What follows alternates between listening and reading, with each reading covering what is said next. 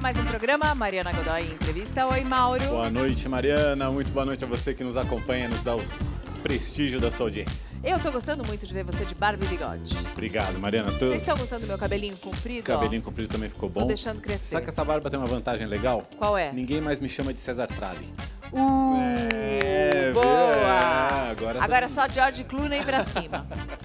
Hoje a gente retoma nossas entrevistas políticas. Vamos conversar com o senador mais votado de São Paulo, Sérgio Olímpio. Também Major Olímpio. mais conhecido como Major Olímpio, é isso aí. Presidente regional do PSL, que é o partido do Jair Bolsonaro. Policial militar aposentado e um dos maiores aliados do presidente. É o nosso convidado. Você fica de olho aí no Twitter? Fico de olho no Twitter, tem muita coisa pra gente conversar com o Major Olímpio. Vamos lá. Muito bem-vindo, Major Olímpio. Tudo bom? É a segunda vez aqui, não é? Sim. Ah, já somos velhos conhecidos, então. Sérgio Gomes Olímpio, Major Olímpio, porque na polícia eles pegam bem o sobrenome, né? Sobrenome, Major Olímpio. Eu seria Major Godoy. Agora, em Major Godoy. O que tem acima de Major? Tenente Coronel e Coronel na Polícia Militar. Uau! Tenente Coronel Godoy, gostei. Vou deixar de ideia para o ano que vem. Major Olímpio agora senador. O que muda da Câmara para o Senado? Uma responsabilidade diferente. O deputado federal, ele é um representante da população. O senador é um representante do Estado. Então, cada estado tem, e o Distrito Federal tem 3 senadores representantes. Então, o São Paulo, por exemplo, né? Nós seremos 3 senadores, a Mara Gabrilli, o Zé Serra que continua e eu que estamos chegando. Então, vai se falar, olha, mas a importância disso. São Paulo, por exemplo, hoje arrecada de tributos federais na União mais de 600 bilhões de reais.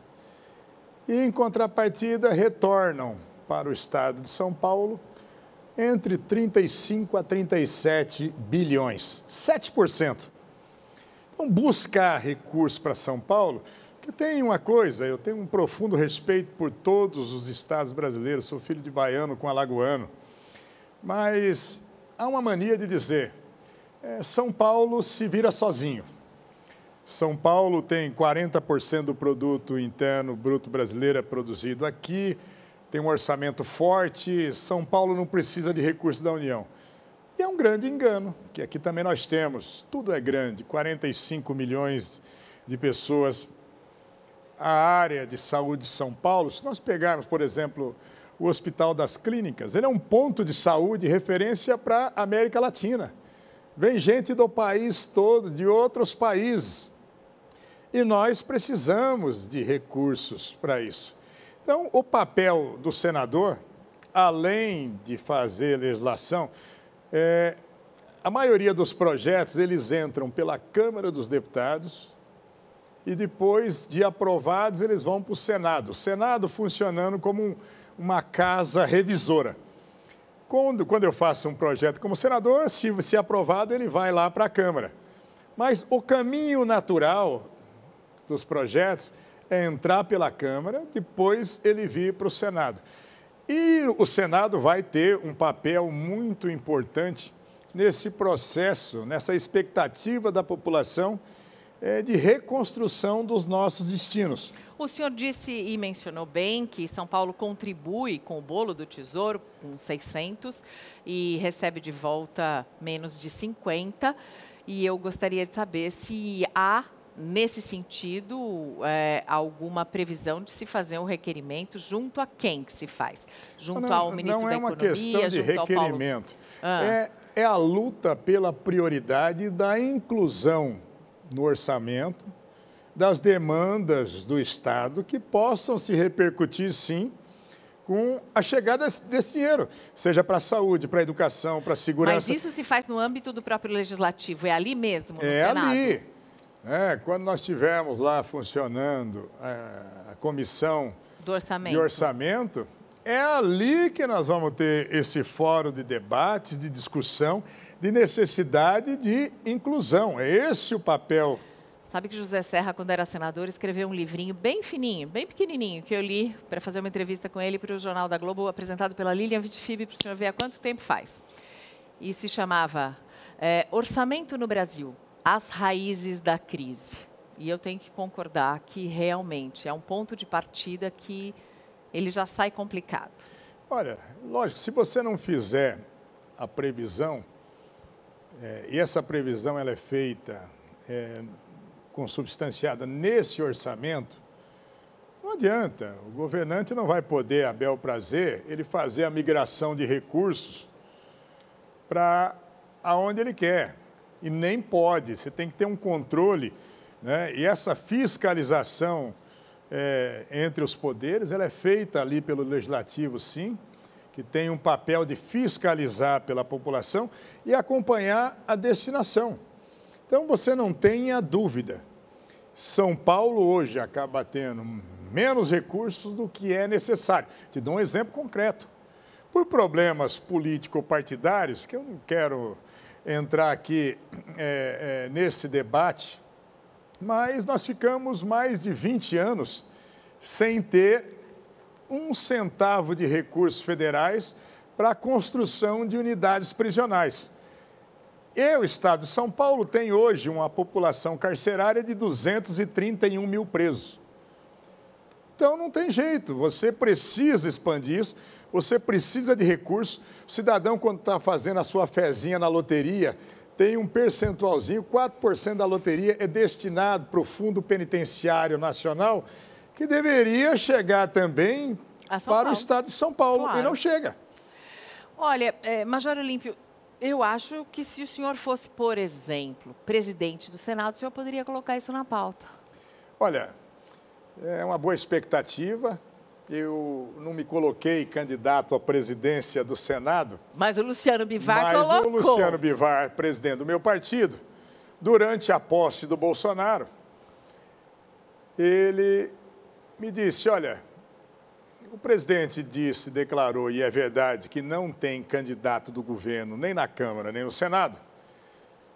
Então, é mais do que legítimo do PSL ter um candidato que represente essa mudança para o país e você vai desempenhar esse papel.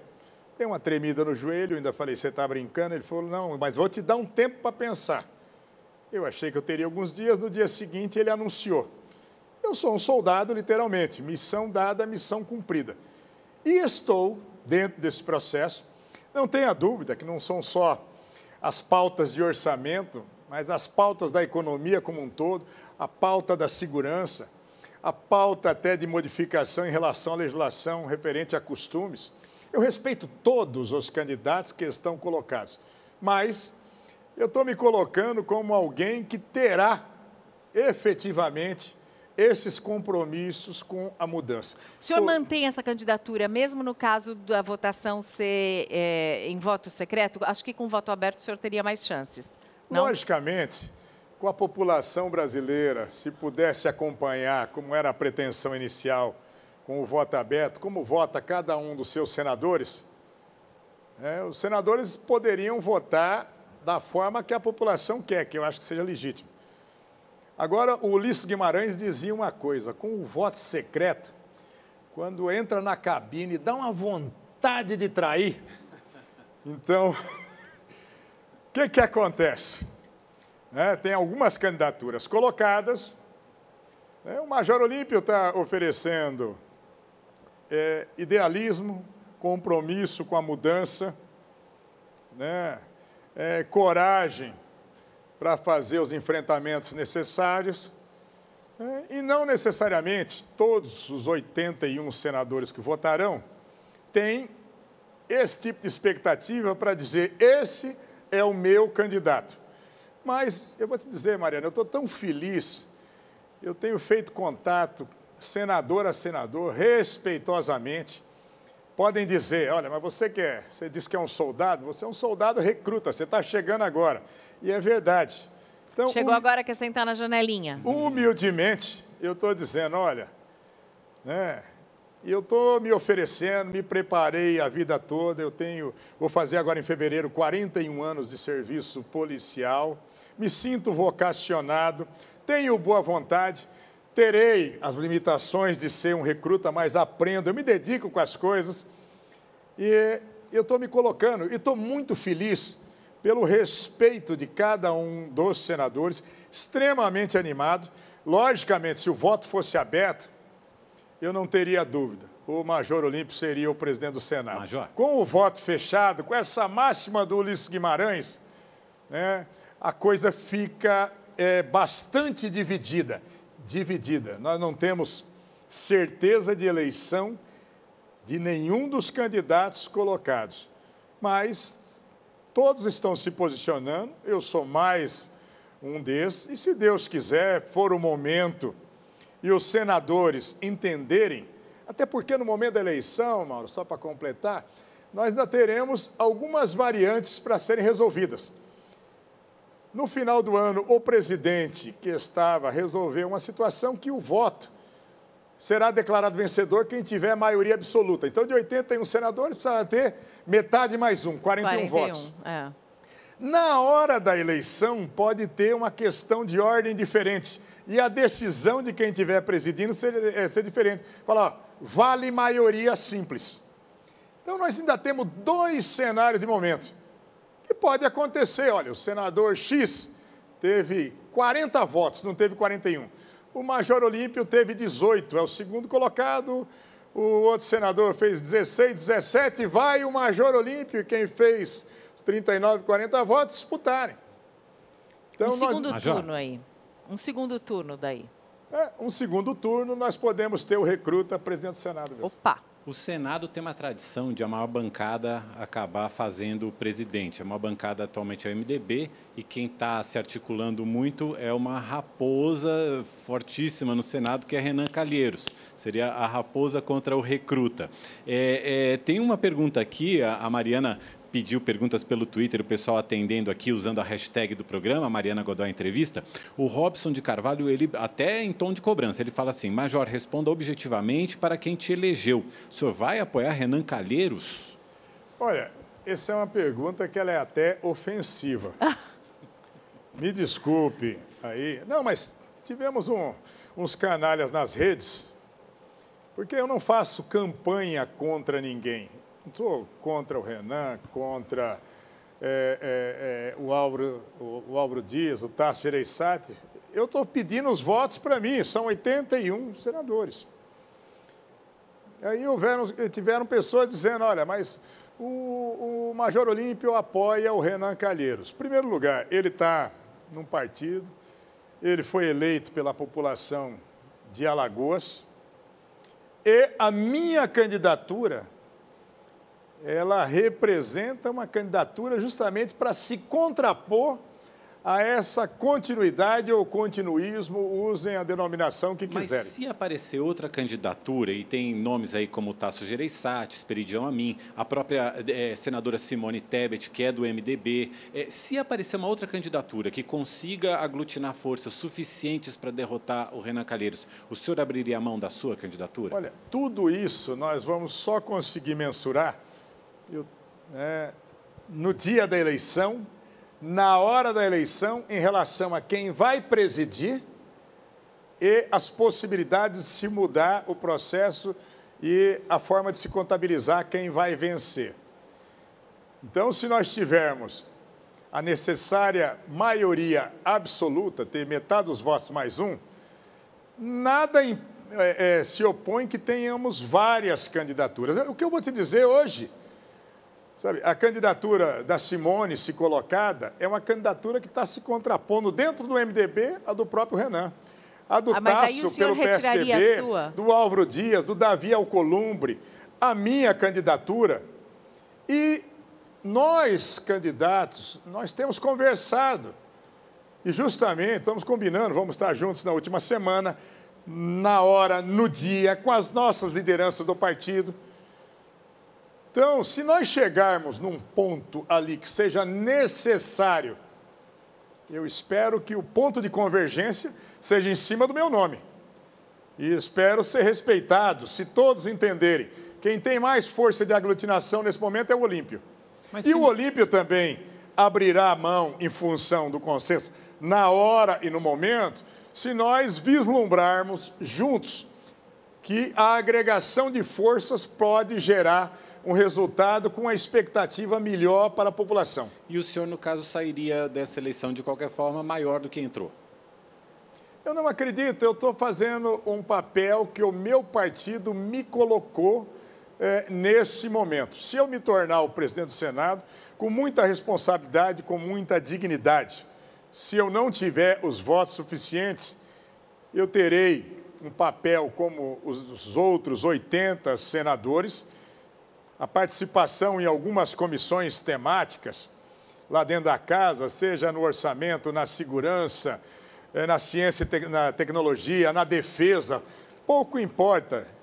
Mas, e eu nem imaginava, Mauro, que o partido fosse me dar uma responsabilidade dessa ordem e nesse momento, com essa dimensão. Eu sei o tamanho da responsabilidade, eu estou tentando sensibilizar senador a senador, me colocando, para alguns, eu me apresentei. Então, eu sei o tamanho do desafio, o tamanho da responsabilidade. Mas eu estou justamente me dizendo a todos, me deem a oportunidade que eu vou corresponder à expectativa do Brasil. Não é expectativa de governo. Os poderes têm que ser harmônicos, mas são independentes. Ninguém duvida do quão aliado, de quão amigo eu sou e do quanto eu vou impulsionar as pautas de mudança a serem apresentadas pelo governo Bolsonaro. Mas, nesse momento, não represento o governo Bolsonaro, represento o PSL, que é o meu partido, que apresentou um senador disposto a dirigir o Senado por 2 anos. E o recruta também pode dar sorte, né? O Bolsonaro também nunca tinha assumido nenhum cargo no Executivo, ganhou. As eleições todas estão atípicas. Eu sou um recruta de sorte.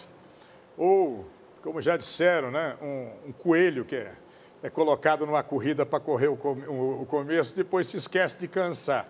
Quando eu fui disputar a eleição para senador, estava disputando com nomes consagrados como o Suplicy, anteriormente como pré-candidata a própria Marta Suplicy, que era senadora, depois o Zé Luiz da Atena, né, e o Mário Covas Neto, a própria Mara Gabrilli, nomes com uma força e uma estrutura partidária muito maior que eu. E eu com 7 segundos de televisão, né, e nenhum recurso, me recusando a receber qualquer centavo do fundo partidário. Então, todo mundo dizia, onde é que esse cara acha que vai? E, por uma sorte do destino e a confiança da população do Estado de São Paulo, deu sorte, eu me tornei senador. Agora, é um outro cenário, são com 80 eleitores ali, senadores, mas estou sendo muito bem recebido, tenho, a cada momento, maior razão de prosseguir na luta disso, não me desanimo em nenhum momento, em nenhum instante, respeito todas as candidaturas, se estão lá é porque são senadores, mas hoje estou dizendo, me dê a oportunidade.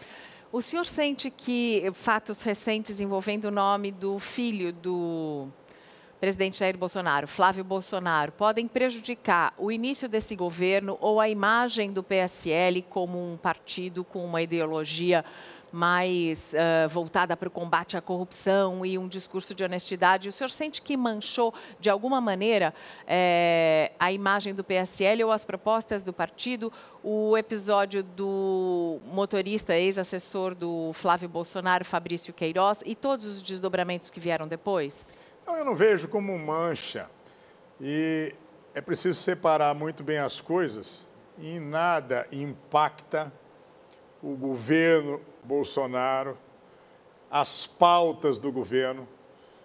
Logicamente, o Flávio, e no devido tempo, ele já está dando as explicações totalmente plausíveis a respeito do episódio ou dos episódios que envolve um antigo assessor dele, a estratégia da defesa adotada por ele, fica mais do que claro que ele tem toda a expectativa de apresentar as provas materiais e os fatos que vão comprovar a completa inocência dele nesse processo. Pois é, mas não é estranho que ele tenha sido convocado para depor ao Ministério Público e ele tenha decidido dar somente entrevistas a emissoras de TV? Deu uma aqui para a Rede TV, falou com Boris Casoy, deu também para a Record. Foi menos perguntado, eu achei. Mas por que não entregar ao Ministério Público do Rio de Janeiro e esclarecer a quem interessa? Olha, em primeiro lugar, por um processo de vazamentos seletivos, ele mesmo não tinha informações do que deveria explicar ou comprovar até então. A própria matéria que ele fez, aliás, muito boa com o Boris Casoy, onde ele mostrou, só não entregou os dados, eu vou entregar ao Ministério Público as provas que demonstram exatamente toda a lisura em relação à movimentação financeira minha, respondo pelos meus atos com absoluta tranquilidade. Logicamente, está se tentando fazer disso um episódio para se tentar tumultuar o início do governo. Mas o Flávio tem a nossa total confiança. O PSL é um partido que está em processo de reconstrução, Mariana. Nós fomos todos para o PSL era um partido pequeno, tendente à extinção pela cláusula de barreira. Tinha um deputado federal. Quando o Bolsonaro migrou para o PSL, o Luciano Bivar foi o único presidente de partido que teve a grandeza de dizer, olha, Bolsonaro, para garantir que você tenha a legenda para sair candidato, eu vou inclusive me afastar e afasto a Executiva Nacional, você põe a sua que te dá a garantia. Porque poderia ser objeto de comércio, é bom que as pessoas saibam, que poderiam vários partidos ter recebido o Jair Bolsonaro e diziam, olha, você vai ser nosso candidato, na hora de se fazer uma convenção, simplesmente colocava numa ata de convenção dizendo que não é candidato e se negociavam com múltiplas correntes políticas que poderiam muito bem pagar 50, 100 milhões de reais para um partido para dizer, ó, não deixou o Jair Bolsonaro ser candidato. O Bivar, ao contrário, abriu as portas do coração e o partido. E recebeu de volta um partido que se agigantou. Elegeu o presidente da República, elegeu 4 senadores, elegeu 52 deputados federais. Então, o partido, agora que ele vai começar a ganhar um formato de partido. Primeira reunião que eu fiz... Ele vai começar a ganhar esse formato agora ou ele já começa meio dividido? Porque com essa viagem de uma parte dos deputados eleitos para a China, houve muitas críticas também que foram feitas, inclusive por parte do Olavo de Carvalho, que não tem um papel efetivo no governo, mas que apita bastante nas redes sociais. Olha, eu respeito o professor Olavo de Carvalho, mas não foi uma viagem oficial de partido. Não, foi para conhecer um sistema de monitoramento. Foi para conhecer um sistema de reconhecimento facial, sabe? Eu só não fui pelas minhas múltiplas atividades que eu tenho aqui, como hoje candidato a presidente do Senado, como presidente do partido no estado de São Paulo. Teria sido interessante conhecer? Eu adoraria ir na primeira oportunidade e vou. E como parlamentar, eu não preciso pedir autorização para ninguém. Então, eu faço aqui uma defesa pública dos deputados e senadores que foram à China. E a China é o maior parceiro comercial do Brasil hoje. Então, respeito posicionamentos ideológicos, eles não foram lá para discutir ideologia. Eles foram lá para ver objetivamente sistemas e circunstâncias que possam aumentar a capilaridade do comércio Brasil-China. E vou repetir, como parlamentar e como parlamentares independentes que são, não foram dizendo, olha, eu estou indo numa delegação do PSL. Foram convidados como deputado do PSL, tem um deputado do Democrata que está lá. Tá? Eles são mais educados. Se tivessem feito esse achincalhamento que tentaram fazer, como se fossem traidores do país, a minha resposta não seria tão educada àqueles que achincalharam como eles foram. E até eu tenho certeza que eles vão produzir relatórios para o partido, para o presidente, para a área econômica, para a área de relações exteriores do Brasil. Ninguém é criança ali. Deixa eu voltar à questão do Flávio Bolsonaro, do senador Flávio Bolsonaro, não pelo ponto de vista dele em si, mas do ponto de vista político, do desgaste que isso pode gerar. No governo Temer, a reforma da Previdência só não foi aprovada porque, na ocasião, estourou o escândalo da JBS, aquele encontro do ex-presidente Temer na garagem ali do Palácio. Sobre isso que você está falando, um desses deputados também que foi viajar à China disse sobre esse achincalhe que foi feito, que a reforma do Fernando Henrique também não passou por um voto. Quantos votos estavam lá na China? Exatamente. Só um parênteses aqui. Era um assessor do deputado, não foi um deputado, não, mas né, ele deu o recado. Mas deu o recado, Deu o recado. E a questão é essa, ter um senador que chega fragilizado ao Senado, o próprio PT já se manifestou em relação a uma CPI, o senador Randolfo Rodrigues já se manifestou em relação à Comissão de Ética do Senado. E isso não atrapalha nesse momento em que o governo precisa de muitos votos para aprovar uma reforma da Previdência? O Flávio ajuda mais como senador no Senado ou se ele renunciasse agora? Como senador. Ele foi o senador mais votado do Rio de Janeiro, tem uma grande capacidade, é filho, sim, do presidente da República e eu só vejo coisas positivas. Logicamente, o debate político-partidário, a manifestação do senador Randolph ou de senadores que vão compor a oposição é mais do que natural. Agora, quando nós falamos das reformas que precisam ser feitas, Mauro, seja a reforma no sistema previdenciário, em outras áreas da economia, na segurança, não é uma reforma para o Bolsonaro, para o governo Bolsonaro, para o time Bolsonaro, é para o país. Então, eu acredito, sim, na responsabilidade de cada um dos parlamentares. Sabemos, e é mais do que necessário numa democracia, você ter o contraditório, você ter uma oposição. E eu até como deputado veterano tenho dito, não tenham dúvida, nós teremos na Câmara e também no Senado uma oposição ferrenha, dedicada e bastante capaz. Agora, nós queremos, sim, o senador Flávio Bolsonaro participando nas comissões, liderando projetos, se mobilizando. E tenho certeza, já com toda essa situação muito brevemente esclarecida, para ajudar a impulsionar isso. Hoje, as pautas que estão colocadas são pautas fundamentais para o Brasil. Então, com toda a responsabilidade, elas serão votadas, serão debatidas, serão alteradas. Eu não conheço o projeto, por exemplo, de propositura de emenda constitucional, que ele saiu lá do Executivo, passou na Câmara e no Senado, e não teve nenhuma emenda, nenhuma alteração, nenhuma flexibilização. O funil disso tudo é o Congresso. Mas eu tenho, e a cada momento eu tenho mais esperança.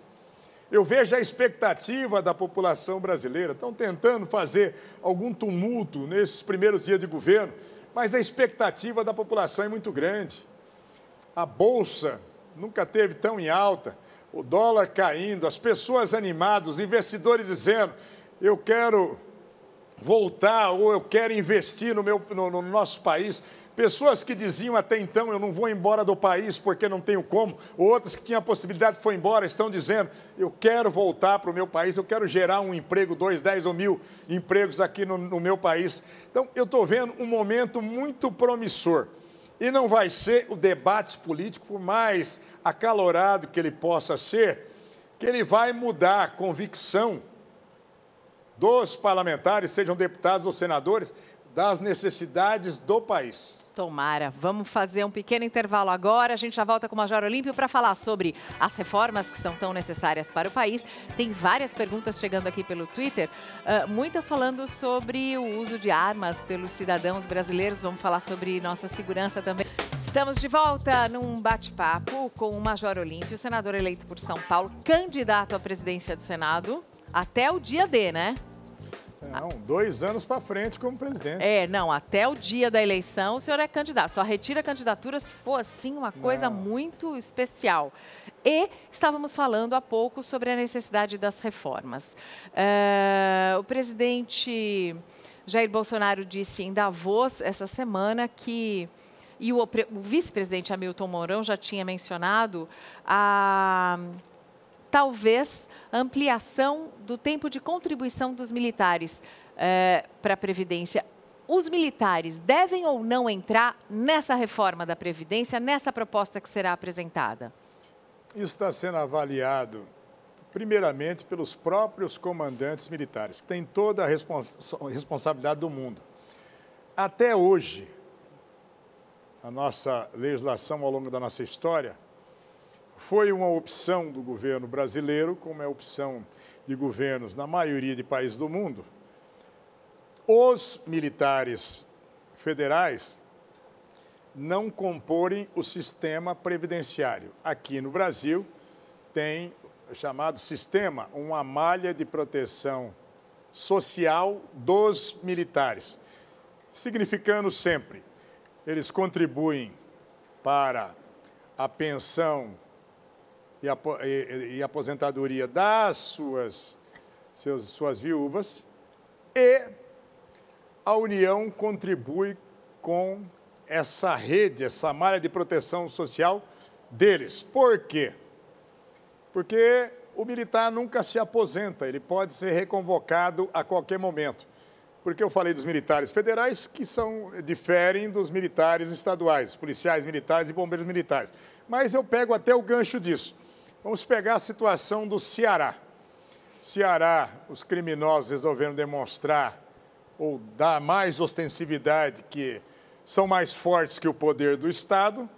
E uma das medidas tomadas pelo governador do Estado com a aprovação da Assembleia foi a convocação dos policiais militares que estavam na reserva ou reformado há menos de 5 anos. Não é um convite, olha, se der, você passa lá. É convocação. O indivíduo estava em casa, no termo utilizado pela população civil, aposentado, mas como militar não se aposenta, ele pode ser empenhado a qualquer momento, ele está lá. Então, você não pode tratar de forma desigual os desiguais. Então, é preciso se equacionar essa questão dos militares federais. Então, se discute, e são os comandantes militares quem estão discutindo, aumentar o tempo de contribuição de 30 para 35. Eu já disse a oficiais generais, a avaliação das 3 armas é dos senhores. Né? E eu estava dizendo justamente para fazer um comparativo em relação aos policiais militares e bombeiros militares. Falei, dos senhores é uma avaliação se os dos senhores suportam mais de 30 anos no serviço ativo, no serviço militar, tendo em vista as peculiaridades, né, que diferencia do militar do Estado, que a sobrecarga, o desgaste da profissão... Físico, o senhor diz? Físico, psicológico, social e até espiritual. Tá? Nós chegamos a ter 3 suicídios de policiais por mês no estado de São Paulo, quando nós comparamos os ativos e inativos. O serviço policial, segundo a ONU, é a segunda atividade humana de maior risco e estresse profissional no mundo. Eu brinco, mas é uma grande verdade. As nossas famílias entregam para o Estado um jovem com 20 anos para ingressar na Polícia Militar e a família recebe, quando recebe vivo, um bagaço com 50 anos. O envelhecimento precoce é imenso. O desgaste é realmente de arrebentar o ser humano. Então, As e uma professoras- diferença, por exemplo, os militares federais, eles contribuem 7,5% com as suas, não é previdência, mas a sua pensão das suas viúvas. Nós, militares dos estados, já recolhemos os 11% ao longo de toda a história, tal qual os servidores públicos. É preciso dizer também, Mariana, que muitas vezes, outro dia eu vi até um governador, uma deputada falando umas estultices, dizendo, olha, mas o servidor público, quando ele aposenta, ele recebe o salário integral. A pessoa está desatualizada desde a emenda constitucional 41 de 2003. Sabe, só com uma besteira repetida ao longo do tempo, fica parecendo muitas vezes uma verdade. E depois de 2013, então, nós temos servidores públicos com 3 regimes de previdência. Então, não tem mais o servidor público em nenhuma área que ele se aposenta com integralidade. Ele tem um regime geral da Previdência e, se ele quiser aposentar com integralidade ou com valor maior, ele vai fazer a contribuição de uma previdência complementar. Agora, uma coisa... reformas já foram sendo feitas ao longo do tempo. O senhor acha que passa o quê nessa proposta que será apresentada ao Congresso esse ano? Olha, eu não tenho dúvida que nós teremos uma reforma necessária, que ela vai ter as grandes discussões na idade mínima, seja para o setor público, setor privado, o tempo mínimo de contribuição, as atividades que têm especificidade e grau de risco, que não podem ser tidas como uma atividade comum. Eu vou te dar um exemplo, por exemplo, os agentes penitenciários e socioeducativos. Se tem alguém que está tão arrebentado quanto os policiais, é esse pessoal que trabalha no sistema prisional, no socioeducativo com menor infrator. Então, tudo isso está sendo avaliado nesse momento pela equipe técnica. Você tem vários propósitos, várias propostas colocadas sob a coordenação do ministro Paulo Guedes. Vai se passar agora por um debate interno disso, por uma opção do presidente Jair Bolsonaro, qual é o projeto e a estratégia que ele vai ser encaminhado para a Câmara. Se essa proposta não for profunda e se não for considerada uma proposta que coloque o país de volta no rumo, num trilho, num bom trilho, para não quebrar, os investidores somem. E todas as comemorações de hoje, de bolsa, de dólar, vão desaparecer. Mas eu tenho absoluta certeza que será uma reforma bastante efetiva, de todas as maneiras. Tem coisas que nós já estamos mexendo dentro do que é possível, até sem mudança da legislação. Por exemplo, foi mandada uma medida provisória em que se colocam critérios mais objetivos para a identificação de fraudes na Previdência, na concessão de benefícios, muitas vezes, do INSS. Eu vou te dar um exemplo concreto do auxílio reclusão. O cidadão, muitas vezes, fica indignado, porque o marginal, que ele pode ter praticado o crime mais bárbaro do mundo, se ele estava inscrito no INSS, com um pressuposto que a sua família, com ele preso, a família não pode ficar sem ter como custear o seu sustento básico, recebem o auxílio reclusão.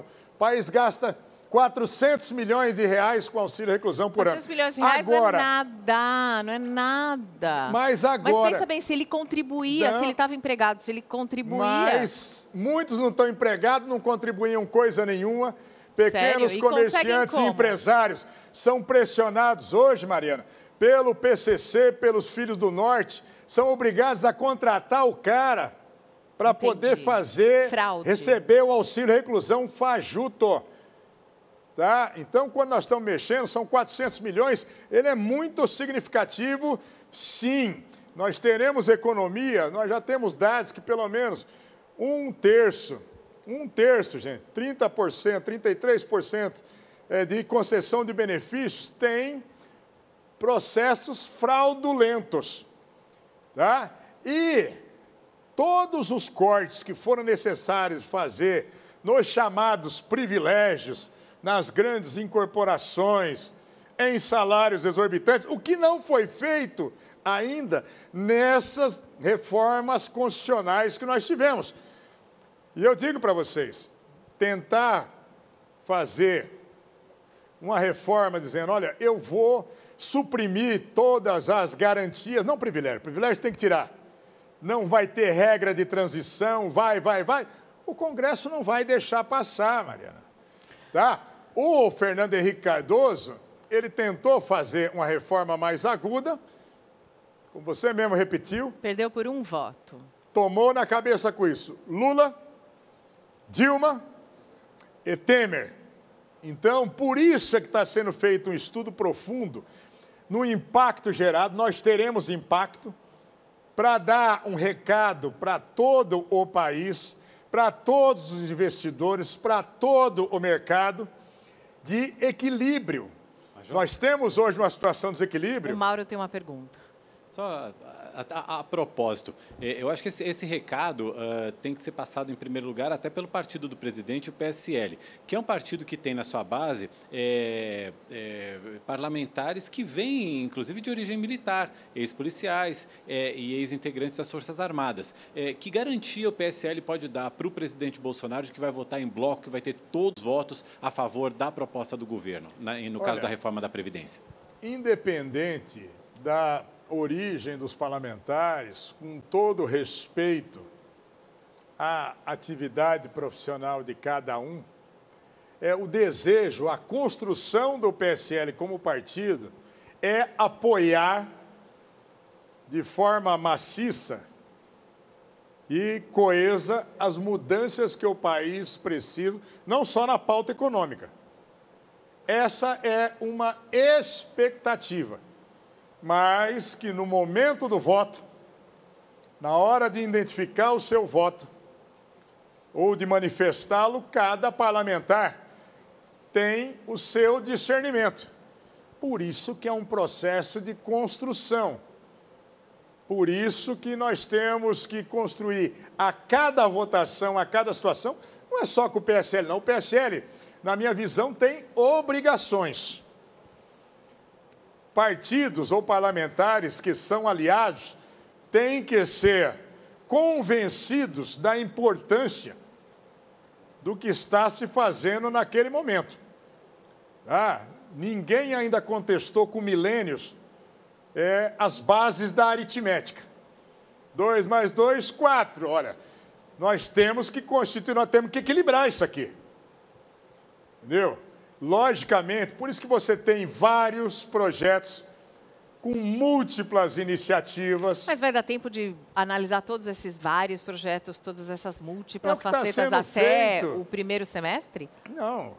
Isso tem que estar pronto pelo calendário colocado pelo governo, pelo Paulo Guedes na economia, pelo Onyx Lorenzoni na Casa Civil, manifesto que a ideia, quando do retorno do presidente, já estarem apresentando o leque de opções. Para isso se transformar numa estratégia. Olha, vamos aproveitar parte do conteúdo do que já foi discutido na PEC 287 do Temer, que não andou nos últimos momentos, porque se fragilizou o governo. Ou nós vamos mandar um projeto novo que ele deverá tramitar pelas comissões. Qual é a grande expectativa do país, dos investidores, não é do governo do Bolsonaro, é que nós tenhamos essa reforma da área previdenciária, se possível, outras pautas da área econômica, como reforma de tributos, de tributação, feitas ainda esse primeiro semestre. Esse é o ideal, nisso nós estamos lutando, momento a momento. Qual é o projeto hoje? É de dar ao país, já no segundo semestre, essa demonstração para o mundo que vale a pena investir, a demonstração para o mercado que a segurança jurídica, as garantias mínimas de que nós teremos uma economia saudável, não é para os 4 anos de governo do Bolsonaro, não. é para 10, 20, 30, 50, 100 anos. Essa é a nossa luta, é o nosso esforço. Mas, para cada mudança constitucional, nós precisamos ter, dos 513 deputados, 308 votos em cada um dos projetos, 49 no Senado. Então, a cada dia uma luta diferente. Isso se não tiver nenhum estado passando sob intervenção, e aí não pode mudar nada. Bom, vamos mudar de assunto. Pode mudar de assunto? Claro. Mudando de assunto, porque a gente está recebendo algumas perguntas aqui pelo Twitter falando da flexibilização da posse de arma. Como fazer, pergunta o universitário, para que parte da população consiga adquirir legalmente uma arma por causa dos altos custos? Olha, já pensou, vai ter um financiamento revólver? Não. Rev 12, seu revólver em 12 prestações? Não, a questão de armas, e eu até tinha uma expectativa, como muitos dos policiais, atiradores, caçadores, militares, que nós tivéssemos também alterações que versassem sobre tributação ou até sobre a comércio e importação de armas no nosso país, que nós temos uma tributação muito, muito alta. Então, ainda nós temos essa dificuldade com o preço maior, porque o último monopólio a ser quebrado no Brasil será um monopólio das armas. Nós tivemos lá atrás monopólios da indústria automobilística, da telefonia, da informática. Sempre tem algum monopólio com um interesse bem grande e favorecendo alguém bem grande também? Eu acredito que a indústria de armas e munições, o que difere da indústria estratégica de defesa... O senhor está falando de como, por exemplo, quando o Collor abriu a importação dos carros, sim, abriu uma importação para as armas. Sem dúvida. E baixar o imposto. E eu tenho certeza que a estratégia foi não fazer nesse decreto. Agora, porque esse decreto, ele simplesmente alterou conteúdos do decreto, não alterou nada do Estatuto do Desarmamento. Conteúdos do decreto em relação a critérios objetivos sobre como você caracteriza a efetiva necessidade para você ter a posse de armas, que é a posse no domicílio, no local de trabalho aonde você é o titular. Muita gente dizendo, olha, agora todo mundo vai ter arma inadvertidamente. Não, são critérios objetivos, nós temos que fazer um controle efetivo de armas. Nós temos mais ou menos 5 milhões de armas registradas no Brasil, inclusive as armas da segurança pública. 800 mil armas com cidadãos e 4 milhões e 200 com a segurança pública. Mas temos uma perspectiva que tenhamos quase o dobro, 10 milhões de armas clandestinas. O Estatuto de Desarmamento ele foi uma grande farsa. Ele simplesmente tirou a possibilidade de defesa pelo cidadão na sua casa, no seu lar, ou até portando armas daqueles que tinham porte na via pública, e empoderou o criminoso, que o criminoso, ele sabe, se não for um militar, um policial, um juiz, promotor, essas categorias especiais, é a certeza que pode molestar, ele pode estuprar, ele pode entrar numa residência, ele pode barbarizar. Então, simplesmente, o decreto, ele deu um equilíbrio nesse momento. Agora, com relação aos custos das armas, elas são caras, eu sempre digo, arma e plano de saúde, você tem que ter para não usar. Major, a esse propósito tem uma provocação aqui do... E seguro de vida também, né? Precisava. Tem uma provocação aqui do PH, ele fala o seguinte, se a arma protege tanto, por que tantos policiais morrem em serviço? Imagine se o policial tivesse desarmado. Mataram 540 no Brasil só em 2017. Porque matar policial virou sinônimo de status. Matar o policial, se estão matando mais de 500, imagine com o cidadão que estão morrendo mais de 65 mil na mão dos criminosos. Oficialmente, gente, porque desaparecidos nós temos mais de 50 mil por ano, que a maioria deve ter sido executado e enterrado em cova rasa por aí e jamais vai ser identificado. Então, essa hipocrisia, esse mimimi, a pombinha da paz... Eu já venho brigando com esse povo, eu lembro lá em 97, que a Xuxa ia fazer as passeatas dizendo sou da paz, com a pombinha. né, no Rio de Janeiro, 100 mil pessoas, todo mundo de branco, com a pombinha ali, ela cercada de capanga armado para não ser assaltada, nem sequestrada. Hipocrisia, porque na lei brasileira é importante o cidadão saber, viu? Se você puder pagar um segurança particular, um segurança pessoal, ele pode andar armado por você. Quem não pode se defender é o coitado do pobre. Então, quando se está dizendo de garantir a legítima defesa, em cima da lei. Pior fora da lei, vai ser condenado pelo porte ilegal de armas, pela posse ilegal de armas. Agora, o bandidão mesmo, Mariana, ele não está nem aí. Se o cara está lá com um fuzil, um 5.56, ou na sua versão a R15, um fuzil 7.62, com explosivo, indo explodir carro de transporte de valor, invadindo base de transportadora de valor, matando policiais na rua, ele está lá preocupado com a peninha acessória, que pode ir de 8 a 12 anos, por porte ou posse ilegal de armas de calibres restritos das Forças Armadas. Hipocrisia. O que o presidente Bolsonaro fez agora nesse decreto, ele só deu uma equilibradazinha na balança. O senhor acha que dizendo, vem mais... cuidado, quando você for na casa do cidadão agora, vagabundo, pensa 2 vezes que você pode sair deitado. E o senhor acha que vai ter mais algum ajuste nesse sentido? Sobre esse tema, ainda vai haver outros decretos? Opa, nós não mexemos no Estatuto de Desarmamento, que é lei, você só pode mexer com lei. E nós temos um projeto que já foi feito a discussão numa comissão especial, que é o projeto 3722, e mais de 100 projetos apensados.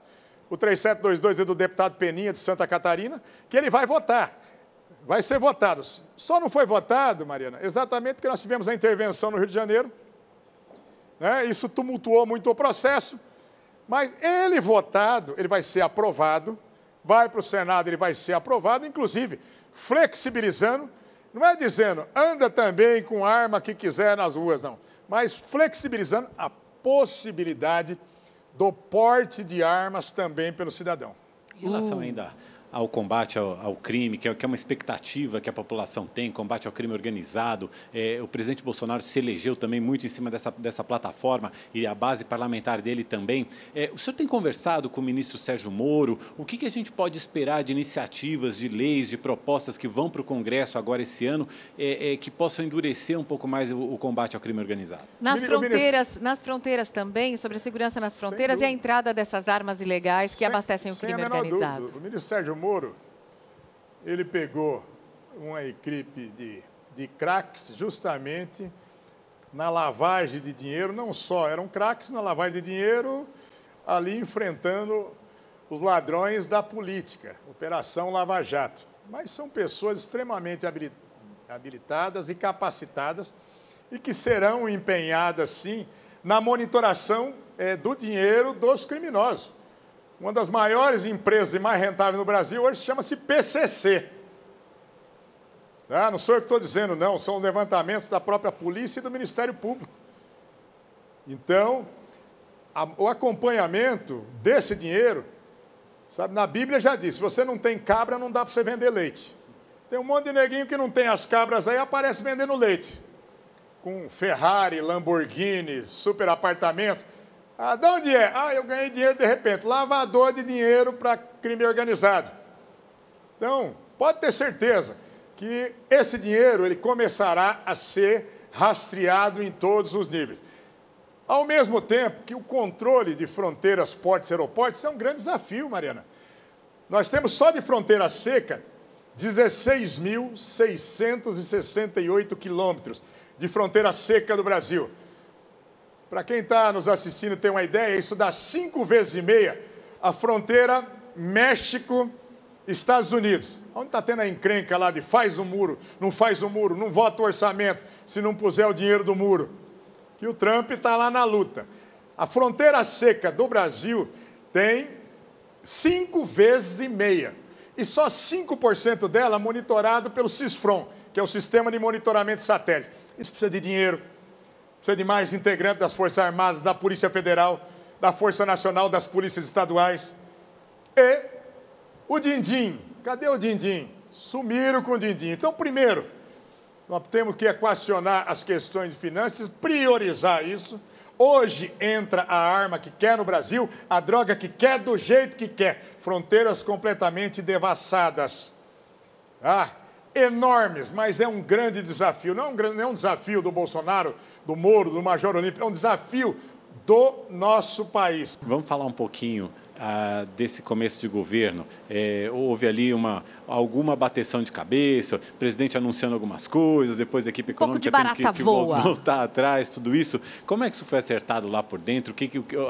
Estão tentando blindar um pouquinho o presidente, deixar o presidente um pouquinho trabalhar ali sem falar muito e deixar também o resto da equipe trabalhar até se acertar toda essa comunicação? Como é que o senhor avalia a comunicação do governo falando nisso? Olha, gente, todo começo de governo, de qualquer atividade, você vai ter alguns percalços até se deixar a sintonia fina perfeita. Então, é mais do que natural. Nós tivemos muitos ministros, pessoas de confiança de ministros, que são pessoas extremamente preparadas, mas que não tinham origem até na vida pública e passaram a ter conhecimento com a máquina pública quanto? No momento da posse, no dia seguinte, no momento seguinte. Então, até uma expressão que o Bolsonaro usa com toda a humildade que ele tem, e muitas vezes, e quando provam a ele que ele está equivocado, ele volta atrás sem o menor problema, não é dono da verdade absoluta, nada disso. Então, eventuais percalços que são absolutamente normais, caneladas, como é até a expressão que às vezes ele usa, podem, como acabaram acontecendo. A questão de comunicação, eu sempre defendi que o presidente tivesse um porta-voz, tem o general Rego, que foi escolhido para essa atividade agora. Eu acho fundamental, até se tornar o presidente da República empossado, Bolsonaro podia falar 2 horas numa live, conversar com as pessoas, colocar posições.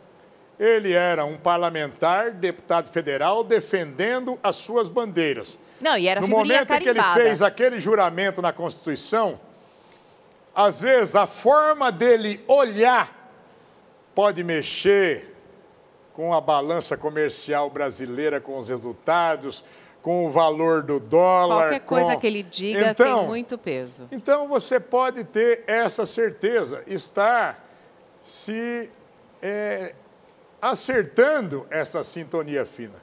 Mas o que eu posso transmitir às pessoas, que o objetivo maior é acertar e acertar muito.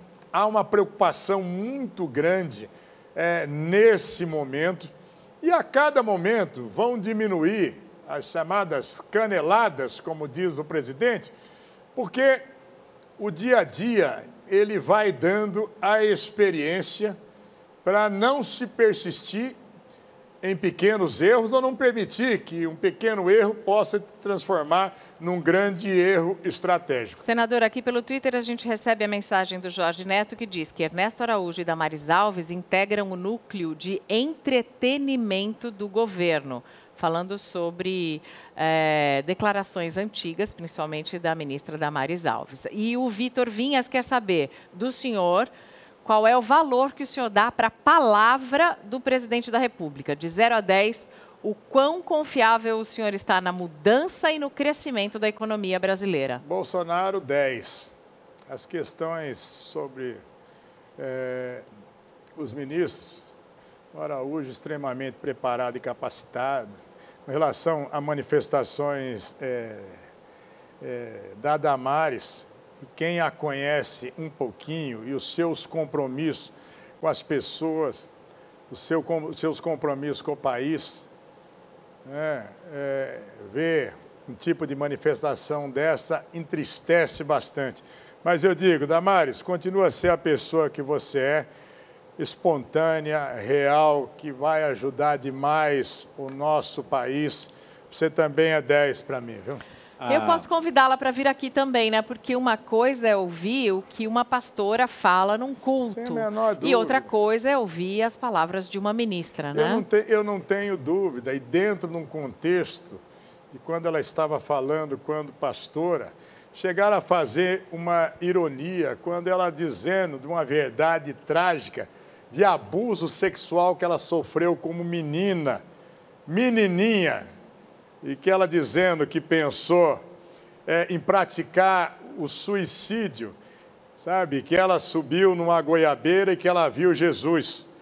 Eu vi pessoas fazendo ironias e dizer, por exemplo, o núcleo de entretenimento, quando se pegasse o contexto de tudo que ela falou, que é uma barbaridade para crianças abusadas, até hoje, em todos os momentos no nosso país, que as pessoas que acompanham acabam indo às lágrimas.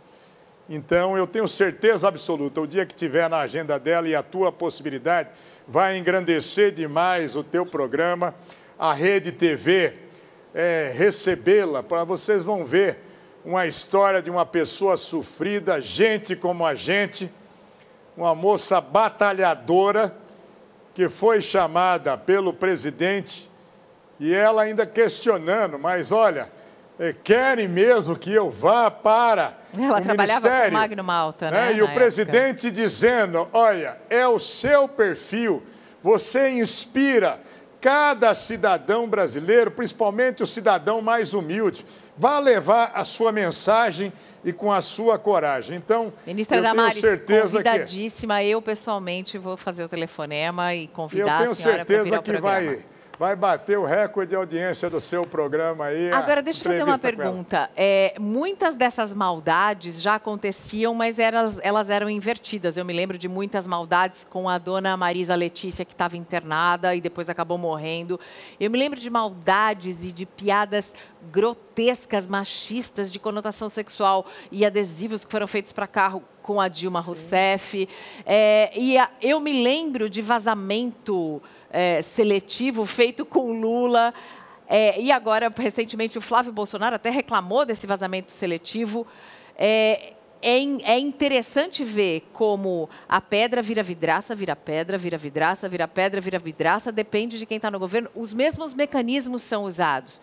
Então, para quebrar isso e para quebrar a maneira como as coisas são feitas, é preciso mais educação de todos. Eu acho totalmente reprovável a produção das chamadas fake news, insinuações que vão desde do plano da maldade ao crime contra a honra, seja praticado por quem for, com o viés político que tiver, muitas vezes com manifestação exacerbada de preconceito, não deve ser feito isso em hipótese nenhuma. Primeiro, que podem incidir até nos crimes contra a honra. Segundo, não é digno, como você falou, dentro de um processo educacional para a evolução de um país. Eu posso discordar politicamente demais de alguém, do seu viés político, da sua forma de agir.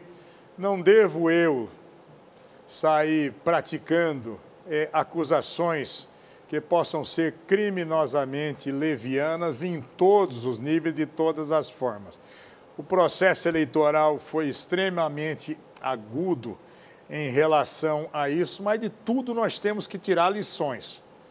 Se nós queremos passar uma imagem de crescimento, de evolução do nosso país, o respeito àqueles que estão em polos antagônicos, principalmente dentro da política, o respeito da maioria em relação a quem está na minoria, situação e oposição, ele deve acontecer.